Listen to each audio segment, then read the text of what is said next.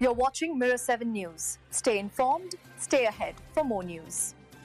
In a move that's grabbing attention around the world, U.S. President Donald Trump has confirmed plans to meet Russian President Vladimir Putin in Alaska on August 15th, with the aim of finding a path to end the war in Ukraine. The White House has said Trump is also open to a three-way summit that would include Ukrainian President Volodymyr Zelensky, though for now, the focus is on a bilateral meeting with Putin, which Russia had requested. European leaders have cautiously welcomed Trump's push for talks, but they're stressing one non-negotiable point: no peace plan can be decided without Ukraine's direct involvement. Zelensky himself has made it crystal clear: Ukraine will not cede territory to Russia. In his words, Ukrainians will not give their land to the occupier.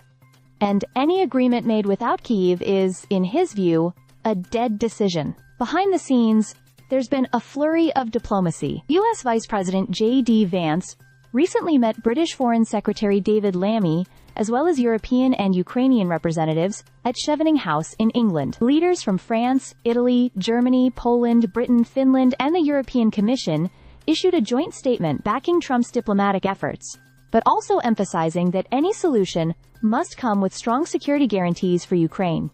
They insist that borders cannot be redrawn by force, and that negotiations should only happen alongside a ceasefire or a clear reduction in fighting. European officials have reportedly offered a counterproposal that requires a ceasefire before any territory swaps, and demands reciprocity with firm guarantees. As one negotiator put it, "You can't start a process by ceding territory in the middle of fighting." For his part, Trump has hinted that a possible deal might involve some swapping of territories to the betterment of both, but this idea faces strong pushback. Kyiv sees it as a dangerous precedent that would only embolden Russian aggression. Ukraine's Chief of Staff, Andriy Yermak, reiterated that a ceasefire is necessary, but the front line is not a border.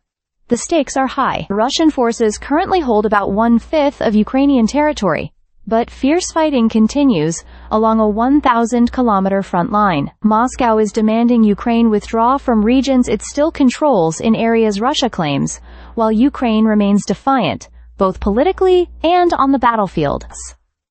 While some analysts see this as the first realistic attempt to stop the war in years, skepticism remains over whether any agreement could actually be implemented. For now, the countdown is on to August 15th in Alaska, and the world will be watching closely to see if these talks mark the start of a breakthrough, or just another chapter in a conflict that has already stretched on for more than 3 years. Stay subscribed for more videos.